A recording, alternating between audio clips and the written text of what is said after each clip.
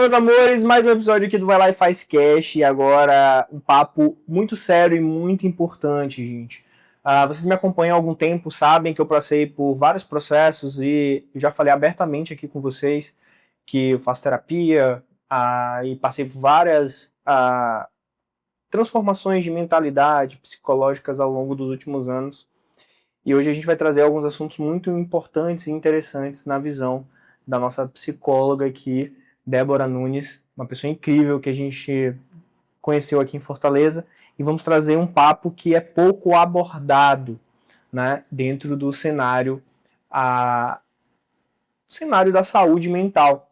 Ainda para otimizar isso, esse episódio vai sair aqui em maio, né, que temos campanha de saúde mental, então fico muito feliz de poder trazer esse tema abertamente aqui no Vai Lá e Faz, mesmo que não tenha a ver com marketing digital e tudo, mas vocês sabem que o meu ambiente ele é de desenvolvimento, é você buscar crescimento, crescer o tempo todo. E se conhecer é parte disso, conhecer o outro é parte disso. Então eu espero que vocês gostem desse episódio, que é muito especial para mim, que a gente vai trazer vários assuntos super interessantes que me ajudaram muito e tenho certeza que vai ajudar vocês. Débora, obrigado por fazer parte desse projeto. Eu que agradeço pelo convite, espero ajudar você e também ao público que vai assistir em breve. Maravilha. E Débora, você trabalha prioritariamente, né, com mães. E como eu estava te contando, meu processo, né, eu tive em 2023, comecei um processo forte de depressão e ansiedade, que eu não sabia que era de fato isso na época. Depois, isso acabou que casou com a responsabilidade de ser pai. Meu filho nasceu em novembro, só que aconteceu um pouco antes disso, né? Eu já comecei a ficar doente. Casou com a questão de ser pai, estar sozinho em São Paulo com minha esposa, que a gente é de São Luís, Maranhão. Então, tudo isso culminou que em setembro de 2024, depois de um ano super insano, onde eu fiz várias mudanças, provoquei algumas coisas acontecerem que, por exemplo, provoquei negócios na minha cidade para eu poder trazer minha família de volta, porque eu sabia que se eu não ficasse bem, mas pelo menos minha família estava. Então, todo esse contexto que eu meio que resumi para ti, culminou em setembro de 2024 um burnout. E é muito difícil a gente trazer esse cenário, mas hoje eu tenho maturidade para saber que eu posso ajudar as pessoas contando parte da minha história. E não tem como, mesmo eu, durante muito tempo, não querendo acreditar nisso, mas que um catalisador disso foi eu me tornar pai. E não pelo meu filho, mas pela responsabilidade, pela questão de tocar tudo isso, tudo muito novo, eu executivo, eu cuidava de 16 negócios, eu era vice-presidente de uma empresa em São Paulo, 16 negócios. E família sempre foi meu principal pilar. E eu tive muito... A gente estava conversando aqui nos bastidores que não existe hoje uma conversa sobre isso, sobre os dois lados, sobre o trabalho do casal durante a gravidez. Claro, hoje, graças a Deus, a gente tem muito mais apoio para a mulher, mas nem isso tinha antes. Então, eu queria entender como que tu aborda esse cenário, porque tu está começando um trabalho nesse aspecto, né? Pronto, João. Assim, de fato, o que você traz é um ponto muito importante e que bom que você está trazendo esse olhar do seu ponto de vista masculino nesse lugar paterno.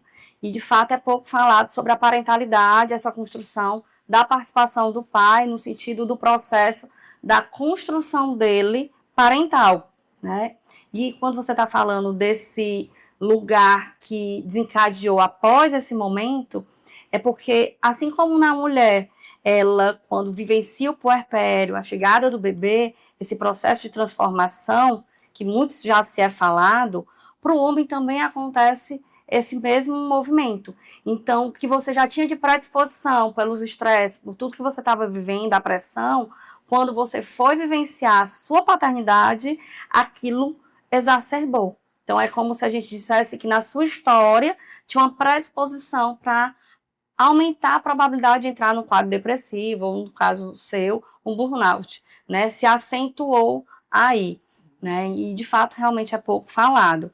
E eu estava até falando agora há pouco nos bastidores, esse lugar. Eu venho de um trabalho que realmente eu confesso, para o olhar feminino, né? Então meu público é feminino por conta da minha trajetória, mas no decorrer a gente vai entendendo que vocês chegam em conjunto. Então é construir esse olhar de entender onde a gente precisa chegar para trazer essa participação, né? Ainda é um lugar muito lento de chegada no processo terapêutico da mulher, né, para cuidar dessa saúde mental materna. Então, às vezes, a gente precisa que essa mulher entre no processo terapêutico, que desencadeie o dela, para que possa ser visto o do homem, o do pai. Então, ainda é pouco falado, a gente tem poucos trabalhos realmente executados, né? E, por conta disso, eu venho repensando em aprofundar os estudos nesse lugar da parentalidade, né, olhar para o casal, de alguma forma, né, através de estudos, de entendimento de relacionamentos, de várias configurações, certo? E o que a gente precisa entender, né, João? A construção do casal para a transformação da parentalidade, ao se tornarem pais, eles vão ter que olhar para a trajetória de vida de vocês, do que era individual. Então, tem a sua história de vida, tem a história de vida da sua parceira ali, que quando vão se tornar, vão vir a história. Então, quem era você na infância, como você foi criado, a história das suas relações com os seus pais, todas as configurações, as expectativas que você tem, e vai juntar com a dela.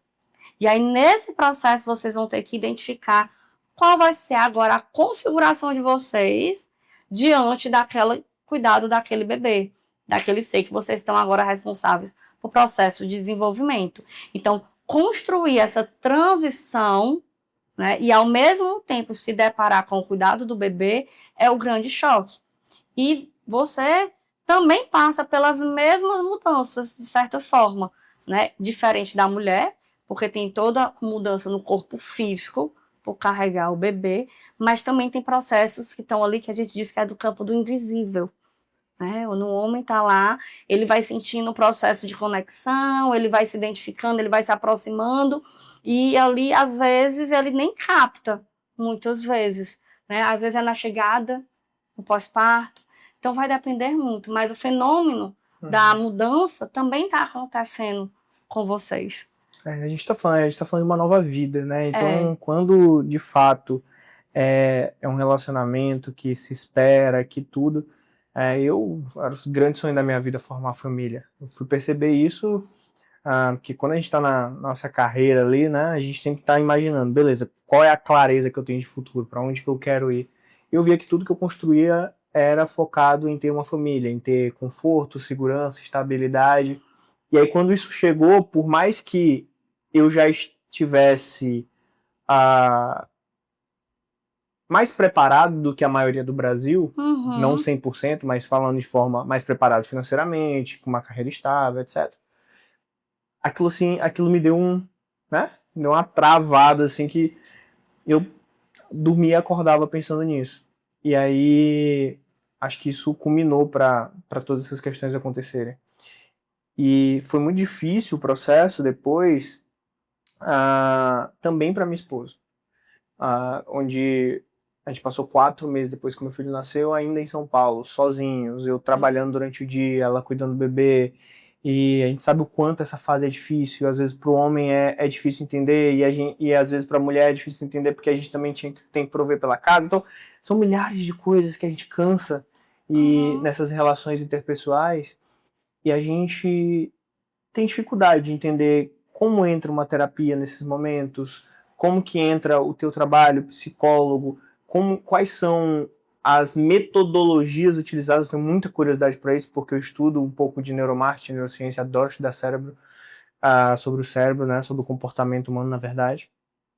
Então, como é que é um trabalho, assim, principalmente o teu é focado para mulher, mas por que é desenvolvido tantos casos de depressão pós-parto, e como que é tratado isso? Tá. Na verdade, assim, o grande índice da depressão pós-parto é por conta de um possível histórico, né? Muitas vezes a mulher, ela tem a probabilidade, sabe, João? Na história de vida dela, ela pode estar mais propensa, né, a desenvolver essa depressão pós-parto no puerpério. Então, às vezes a gente tem que entender o que essa pessoa já carregava da história de vida e como foi todo esse processo de engravidez. Então, o meu trabalho, ele é voltado para o período gravídico puerperal. Então, não é somente lá no final, na ponta, que você foi buscar com a sua esposa o acompanhamento. É preventivo.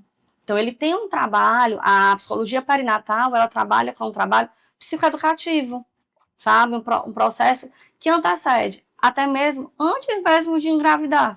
Então, a gente vai entender o que mobiliza esse casal a querer ficar grávido, quais são os desejos, as expectativas, os medos. E em cima disso a gente vai entender como vocês estão se relacionando. Então, quando a mulher vem, porque normalmente vem pela mulher, né, a gente faz um trabalho de trazer os parceiros, né, as parcerias. E aí, nisso, a gente faz um acompanhamento em conjunto. Então, pode ser no formato de psicoterapia, certo? Onde a gente vai trabalhar esse tema constante na mulher, para que ela se prepare, para que ela possa já cuidar dos sinais e sintomas que possam se apresentar ou se já estão apresentando, certo? E nisso a gente chama quem está por perto, parceiro, parcerias ali, né? Os avós, os tios, quem está nesse entorno. Então a gente vai fazendo um trabalho de fortalecimento emocional e de construção dessa relação.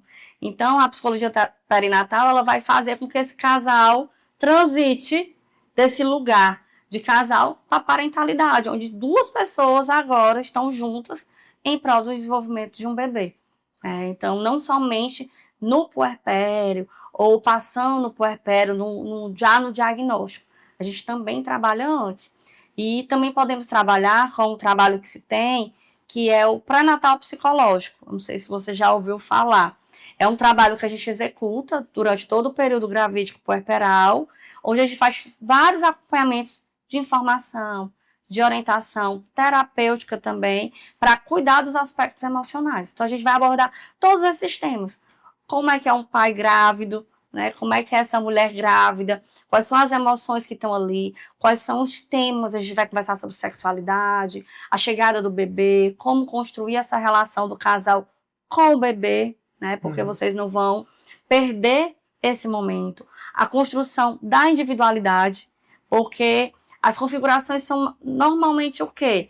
É o casal, de repente vem a tríade, né? E aí se volta em função onde o bebê é o centro. E aí fica a pergunta, onde está o casal e onde está a individualidade de vocês? Então, essas configurações vão tendo que ter novos arranjos, várias formas de poderem conviver de forma salutar. Então, a gente vai trabalhando esses temas. Rede de apoio, né? Quem vai ser essa rede de apoio?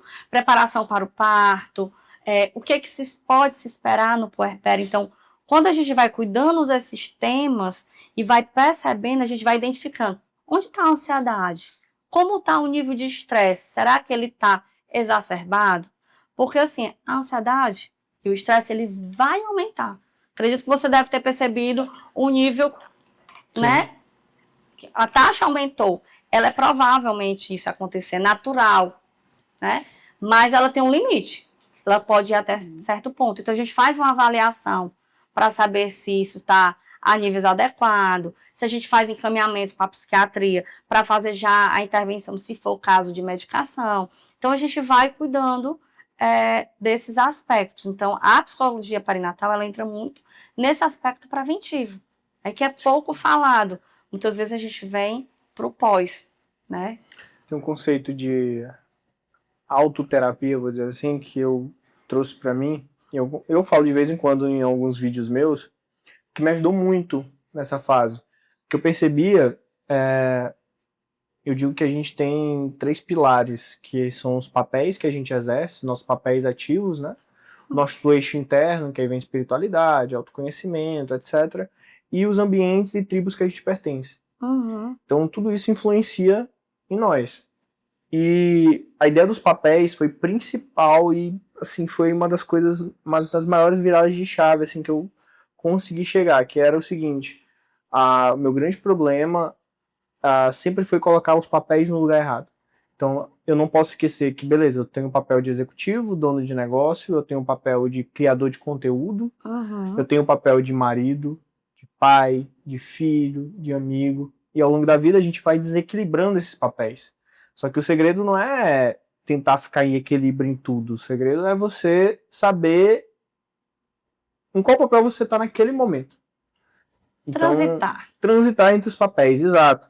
E eu fui perceber que durante um período, nessa zona de caos da minha vida, eu estava com um único papel o tempo inteiro. E talvez tenha perdido alguns pontos, não tenha dado suporte necessário para minha esposa, apesar de que, graças a Deus, ela mesma disse que a gente sempre foi muito unido, sempre conseguiu dar muito suporte um pro outro. Então, é muito louco isso.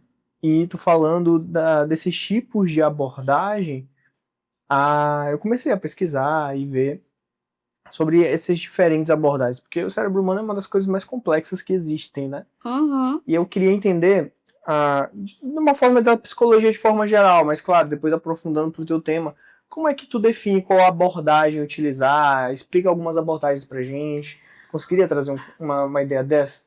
Posso tentar, né? Porque assim, dentro da psicologia a gente tem várias perspectivas de compreender o mundo, o ser humano, alguns viés, né? A gente tem a psicanálise, a gente tem as abordagens humanistas, gestalt terapia, a abordagem centrada na pessoa, a gente tem a comportamental e por aí vai, né? E nisso eu encontrei num caminho de olhar, de visão de mundo, a gestalt terapia. Então, a ideia de compreensão de que o ser humano é um todo, de uma forma integral. Então, é bio, psico, social e espiritual. Ele tem um ser que se conecta, não é só uma parte. Não é só a alma, como a gente disse, na psicologia a gente cuida, certo? Então, eu tento ter um olhar, João, que eu vá olhar e entender como é que é você para além dessa dor. O que é que isso está conectado com os seus aspectos físicos, de saúde. Então, eu tento olhar para a alimentação, o que é que você me traz, né? Como você se conecta com o mundo. Essa é a minha forma de compreender, certo? Mas existem várias outras formas. Não dá para eu entrar muito aqui na abordagem. E ela é um lugar de segurança nossa, de entendimento de como a gente vai aplicar as nossas técnicas, de como fazer com que você consiga colocar para fora e consiga parar para refletir e ressignificar o que você está trazendo. Então, aquilo que antes não estava podendo ser visto, certo? Se torna aparente, você pode olhar e ressignificar elaborando como você pode experimentar isso da melhor forma possível. Então, eu falo muito de fenômeno, experiência, é no vivido, é acontecendo, que nós vamos trabalhando esses aspectos das demandas, das dores. Então, eu trabalho um pouco dessa forma. E aí, eu fui, dentro dessa abordagem, procurando um trabalho de um nicho que foi carregada para até onde eu estou hoje com esse tema. Né? Legal que existem diversas abordagens e a tua ela é mais integrativa, né? Como tu falaste. Como que tu... Deixa eu ver como é que eu consigo fazer isso. Porque, cara, eu sou muito louco por psicologia. Eu acho que eu ainda vou fazer esse curso algum dia por hobby mesmo. Porque, assim, vou dar um exemplo da minha experiência com terapia. Eu ia muito pra terapia e pelas provocações que a minha psicóloga falava, Tânia, adoro você, ela me provocava de um jeito que eu acabava falando coisas que eu nunca tinha imaginado. Então eu comecei a criar, e aí algo na tua fala me lembrou disso. Comecei a criar um raciocínio de que terapia é muito mais uma pessoa só te provocando para tu mesmo chegar na consciência. É isso. O trabalho é todo do cliente, do paciente, que está ali no processo, se deparando, percebendo aquilo que ele está trazendo. Lá fora, fora do processo terapêutico, a gente conversa sobre coisas, né? Mas aí, parar para escutar o que está sendo falado, muitas vezes não é captado. Então, o nosso trabalho é esse, é devolver aquilo que você está trazendo e se perceber. Como tá para você isso que você está trazendo? E aí fazer as provocações e você ter, isso está me chegando de tal forma. Cara, teve uma vez que foi muito engraçado. Eu tava tratando um processo que era assim, eu saí de um cargo de executivo, abri um negócio com outros 2 sócios. Inclusive, um deles está aqui comigo, em Fortaleza, Gustavo. E chegou um momento que eu tava, sei lá, cansado, não sei explicar isso. Foi logo pós-burnout, que parecia que eu só queria que os outros tomassem decisão pra mim, sabe? Uhum. Aí eu cheguei pra psicóloga e falei assim, mas não sei o que, não sei o que, não sei o que, não sei o que, não sei o que. Me diz o que eu faço. É isso. Eu bolado assim, diz o que eu faço. Ela, olha, eu sou psicóloga, agora líder de empresa, trabalhar com marketing, não tem como eu te dizer o que tu vai fazer. Aí ela me trouxe pra ela e falei assim, eu mereci esse tapa, realmente. Porque às vezes a gente não tem essa questão de autorresponsabilidade, né? Sim. E é muito difícil quando alguém que te conhece tanto, acho que o psicólogo às vezes te conhece até mais do que as pessoas próximas, te dá um choque de realidade e a gente começa a olhar mais pra si. Mas a mente humana é tão complexa. Muito. E me conta, como foi que tu chegou na psicologia? Qual esse desejo louco, assim? Olha, eu digo que não foi um desejo louco. Às vezes eu me pergunto como é que até eu me faço essa pergunta várias vezes, sabe? Um dia a psicologia estava na minha cabeça.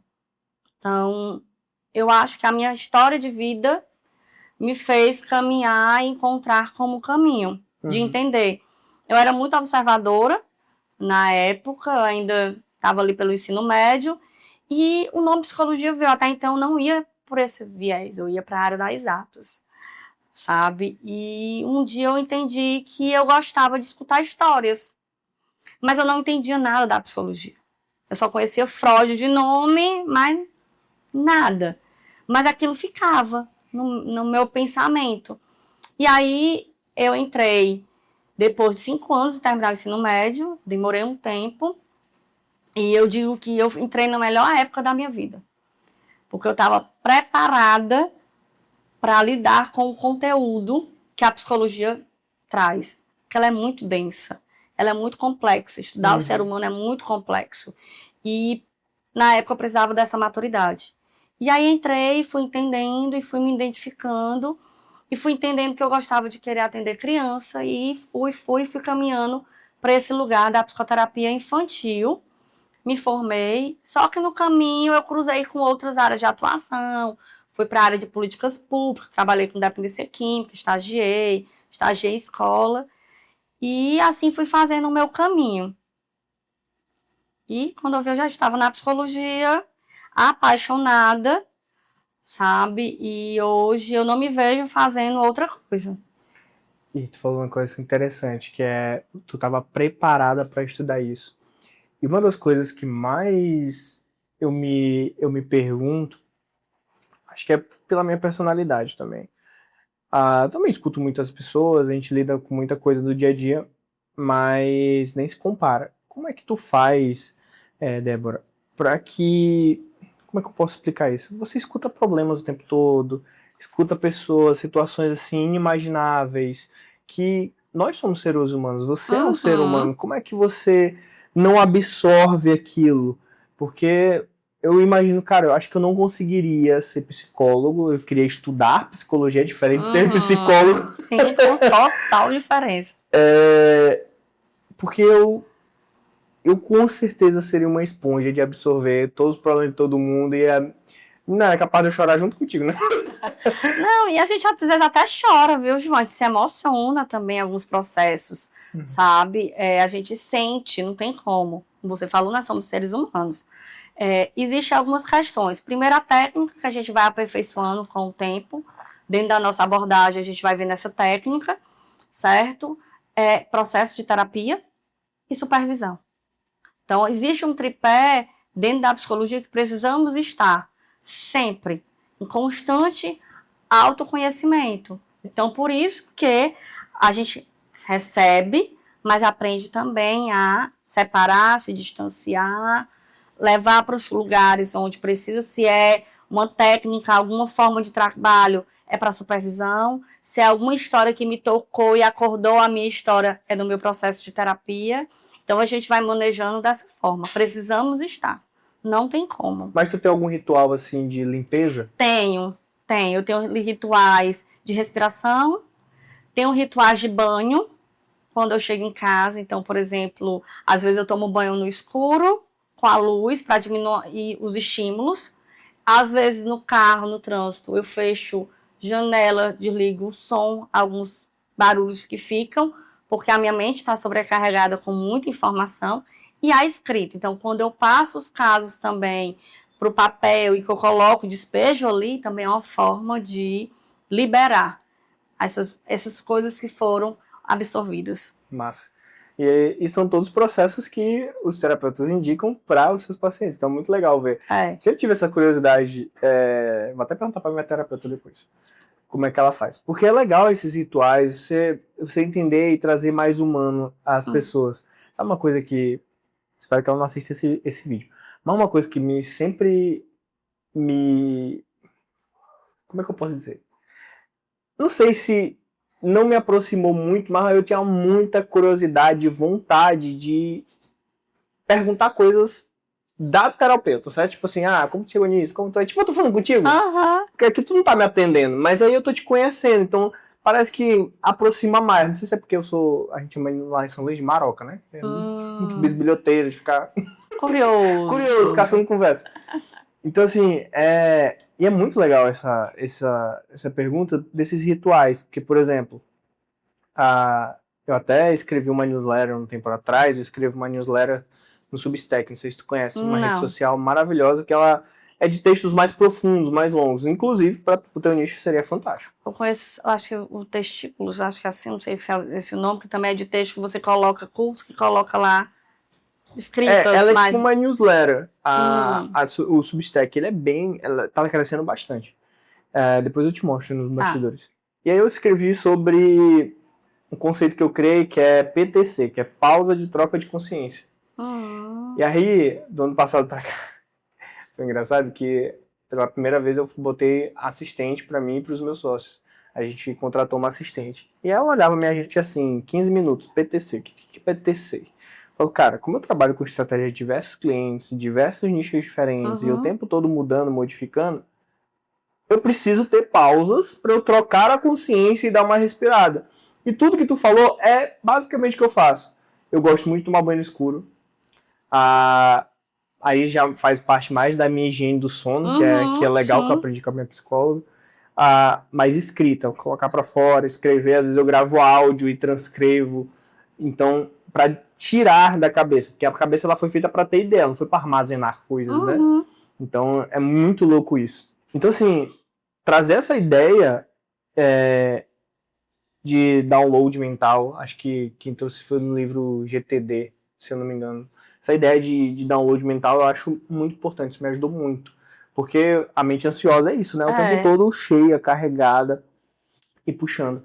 E a escrita também é algo bem legal. Eu acho que é algo que mais me dá... Que eu me descobri, assim... Não é escrever certo, gente. Assim, tipo, eu sou um escritorzão. Não, é despejar. Despejar. Não tem certo e errado, não tem concordância. Só tem a livre, espontânea vontade da mão livre mesmo, de deixar ela fazer sozinha, vamos se dizer. E se a gente fosse pensar assim, numa rotina de autolimpeza e preparação pro dia, o que tu recomenda? Para acordar? Para acordar e para dormir, vai. Eu penso em acordar com calma, que às vezes é muito difícil, né? A gente tem o despertador ali e tudo, de se levantar aí. Eu sou muito adepta da água, sabe? Então, o banho, para mim, tanto no acordar quanto no dormir, ele é de fundamental importância. No calor de Fortaleza, São Luís também, né? Então, meu filho, é muito bom. Então, eu acho que um bom ritual, eu acho que é esse acordar com o tempo. Então, ver que tempo é esse que você está colocando para acordar, para dar tempo de fazer com uma qualidade. Não é o tempo de ficar longo no banheiro, mas com a qualidade de presença. Então, de se perceber tomando o banho. Porque muitas vezes a gente toma um banho e sai. Né? Então, quando a gente coloca isso no dia, né? O cuidado com a roupa que vai escolher ali no dia, com consciência do que está fazendo, dos produtos que está usando, né? Se percebendo, se cuidando. Então, perceber que você está fazendo algo de bem-estar. Né? Eu acho que isso é um bom lugar de trazer. Acho que acreditar num processo de meditação, para quem consegue fazer um momento de pensamento para o dia, de botar a intenção, assim, qual vai ser o meu dia hoje, sabe? E, João, uma vez eu escutei algo que eu tento o máximo aplicar. Entre uma atividade e outras que você trouxe da pausa, é fazer processos de despedidas. Peraí, deixa eu me despedir aqui do que eu tô fazendo. Legal. E agora eu vou para uma outra coisa. Tem uma outra coisa aqui, então fazer esse processo. Então isso ajuda muito, sabe? Então esses rituais. E o da noite, que é esse da higiene, do sono, esse ritual do banho também, do se despedir, do mentalizar as coisas indo. Então a água como esse lugar de purificação mesmo, de limpeza. Então pensar consciente no banho, eu acho que é um bom ritual. Não, acho isso maravilhoso. Adorei a ideia de se despedir. E eu sou um fissurado em estudar a produtividade, porque tudo que envolve comportamento, hábitos, comportamento, tudo isso me ajuda no meu trabalho. Então, eu adoro e já é algo que eu vou adicionar aí no meu sistema de produtividade. Adorei essa ideia. Então, assim, galera, algumas pessoas acompanham e já me perguntaram qual que é a minha rotina, assim. Óbvio, não é todos os dias que a gente consegue seguir perfeitamente, mas uma coisa que eu sempre protejo são minhas manhãs. Uma das coisas até que minha esposa sabe, eu não gosto de ser acordado de qualquer jeito. Parece que acaba com o meu dia. Então, geralmente eu acordo sem despertador, acordo no horário certo, mas meu despertador também não é escandaloso. Eu durmo, sei lá, fora do quarto, o meu despertador no relógio só vibrando e é tranquilo, eu acordo. Gosto de ter um momento de silêncio, em paz. Graças a Deus esse ano eu botei na minha rotina de ler a Bíblia, então eu tô conseguindo ler a Bíblia.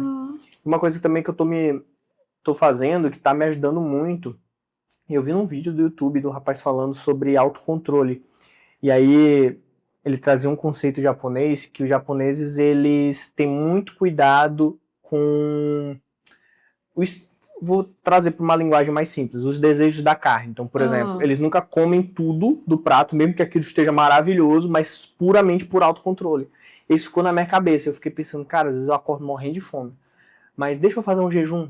Eu tô começando a fazer um jejum de manhã, faço todas as minhas coisas, faço uma bike, comprei uma bike, botei em casa, faço uma bikezinha de manhã. Então, eu acordo, tento tomar o máximo de água que eu conseguir, que eu não consigo tomar, minha meta é tomar essa garrafa toda, mas não consigo tomar mais ou menos umas 300 ml. Faço uma bike de manhã cedo, parece que me dá outro gás, ativa meu cérebro, e aí faço minhas orações, aí é o tempo que minha esposa também já tá acordando, passando café pra gente, ou eu passo café e acordo ela, meu filho, e tomo café na mesa. Acho que a mesa é uma das coisas mais importantes pra mim. Tento no máximo tomar café, almoçar e jantar na mesa com meu filho e minha esposa. Isso é uma forma de renovação que eu encontrei naqueles papéis que eu perdi lá atrás. Então acho bem legal falar de rotina, por isso que eu te fiz essa pergunta, que eu adoro ficar perguntando da rotina das outras pessoas para encaixar, né? Eu demorei muito a encontrar algo que se encaixasse na minha realidade. E aí quando eu percebi que o dia estava ficando corrido demais, eu comecei a acordar mais cedo, é simples. As pessoas acham uma complexidade, não é simples, meu amor. Começa a acordar mais cedo, para tu ter essa calma. Então, isso é muito importante. E partindo para o nosso último bloco, Débora, que papo rico. E adorei, tem mais 300 perguntas para te fazer, mas vamos deixar para um próximo episódio. Porque, gente, tempo é um negócio chato, viu? Tem um episódio meu aqui, vocês podem ver, tem 3 horas, mas também não dá para fazer todos os episódios de 3 horas, né? Que é complicado. Eu sempre faço essa pergunta para as pessoas. Qual foi o teu momento vai lá e faz? Aquele momento assim que contra tudo e contra todos, tu teve que te olhar no espelho e pensar, Débora, foi tu que escolheu seguir esse caminho. Então vai lá e faz acontecer. Eita. São vários, eu sei. São vários, cara. Não sei nem dizer. Mas deu um branco agora, assim, no sentido porque me veio toda a minha trajetória agora, João, sabe? E hoje eu digo que eu faço o meu trabalho com uma conexão muito profunda, porque eu fiz uma trajetória da minha vida que elas se conectaram. Né? Eu percorri caminhos dentro da psicologia, de políticas públicas, trabalhei com mulheres com violência doméstica, fiz curso de doula.